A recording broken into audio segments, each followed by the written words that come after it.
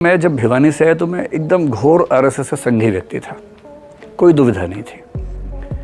BJP, ABVP, RSS, Arya Samaj, मेरे parents उसको मानते हैं, तो मैं उतना नहीं मानता था क्योंकि हवन करना, पूजा पाठ करना बोरिंग लगता था उस उम्र में, तो नहीं करता था। सबसे पहले डीयू में जाकिर हुसैन कॉलेज में आने से क्या हुआ कि पहली बार मुझे मुसलमान लोग देखने को मिले कैसे होते हैं। हमारे पूरे स्कूल में 2000 बच्चों में एक मुस्लिम बच्चा था, वो भी तब आया जब मैं 11वीं क्लास में था। इतना अच्छा लड़का था, उससे मिलके मतलब इतना अच्छा मेरा दोस्त बना। उसके पहले मेरे मन में छवि थी कि मुसलमान बहुत खराब लोग होते हैं।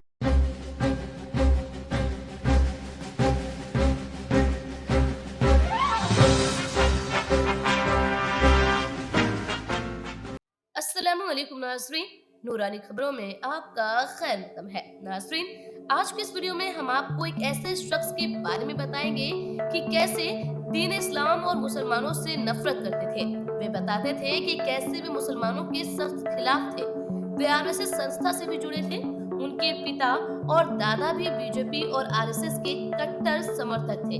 लेकिन 11वीं क्लास में जब वह पहली बार किसी मुस्लिम लड़के से मिले और उनसे दोस्ती हुई, तब उन्हें पता चला कि उन्हें अभी तक जो इस्लाम के बारे में बताया गया था वो सब गलत है, वो सब एक प्रोपेगेंडा है। नाज़रीन, ये शख्स कोई आम इंसान नहीं, बल्कि ये देश की सबसे मुश्किल परीक्षा यूपीएससी यानी आईएएस की परीक्षा को भी सफलता पूर्वक पास कराने वालों की एक फहरिस्त तैयार कराते हैं।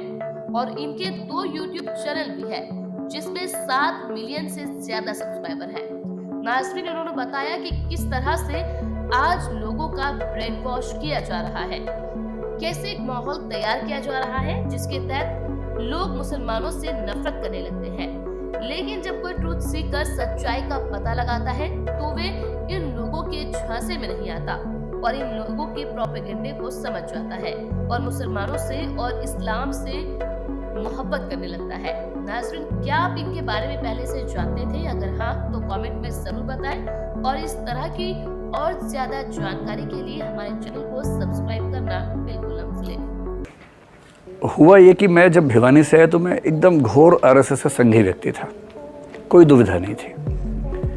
BJP, ABVP, RSS, Arya Samaj, मेरे पेरेंट्स उसको मानते हैं, तो मैं उतना नहीं मानता था क्योंकि हवन करना, पूजा पाठ करना बोरिंग लगता था उस उम्र में, तो नहीं करता था।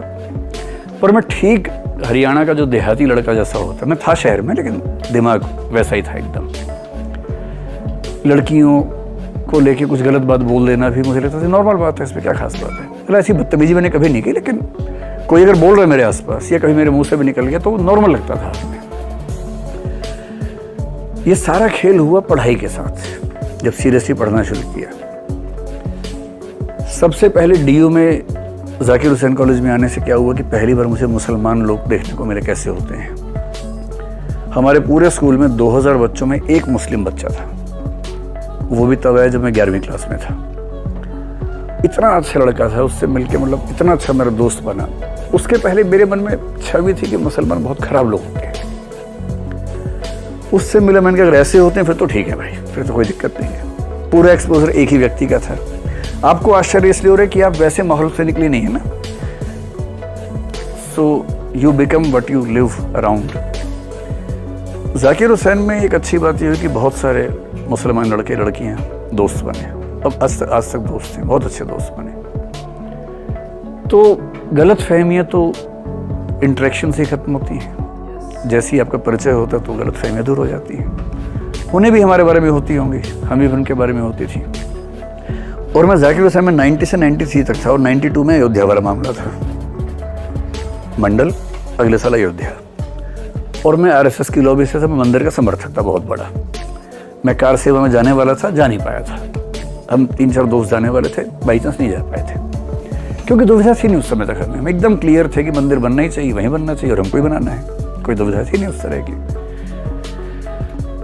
ये सारी दिक्कत हुई पढ़ाई शुरू करने के बाद। पढ़ाई ना करो तो कोई दिक्कत है ही नहीं जीवन में। एकदम दिमाग ठिकाने रहता है, एक रास्ते पर चलता है। इससे जब मुझे कोई कहता ना कि सांप्रदायिकता, जातिवाद, इसका एक ही सॉल्यूशन है, पढ़ा दो बस। और पढ़ाई थोड़ी जेएनयू टाइप की, इस जेएनयू का मतलब आजकल लोग समझते हैं राष्ट्र विरोध, मैं उस सेंस में नहीं कह रहा हूँ। मेरे लिए जेएनयू का मतलब है एक ऐसा विश्वविद्यालय जो आपको कई तरह से सोचने की आंख देता है, नजरिया देता है, और जहां आपको नजरिए 3-4 मिल जाए तो आप इंसान बेहतर बन ही जाते हो।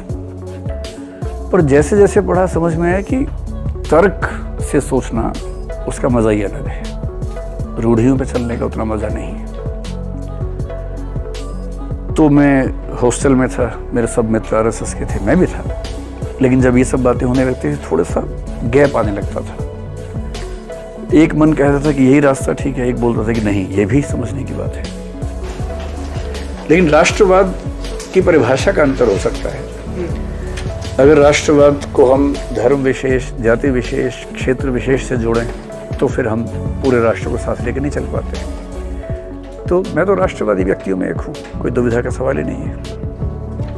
अच्छा, लेकिन मेरा राष्ट्रवाद अंतरराष्ट्रवाद के विरोध में एकदम नहीं है। पाकिस्तान बर्बाद हो जाए मैं कभी नहीं चाहता। मैं चाहता हूँ भारत भी आबाद रहे, पाकिस्तान भी आबाद रहे, चीन भी आबाद रहे। सिर्फ इस संयोग से कि एक व्यक्ति वहां पैदा हो गया इसलिए उसको मर जाना चाहिए, ऐसा राष्ट्रवाद मेरा नहीं है। राष्ट्र हैं, सबके संबंध अच्छे हों, क्यों हम किसी के लिए खराब काम ना करें। अगर वहाँ की सेना गड़बड़ करती है तो हमारी सेना उससे लड़ेगी, सीधी सी बात है, हम अपनी सेना के साथ खड़े हैं। लेकिन मैं बिना बात के ये काम ना करूँ कि सारे पाकिस्तानी मर जाएं, क्यों ऐसी काम ना करूँ।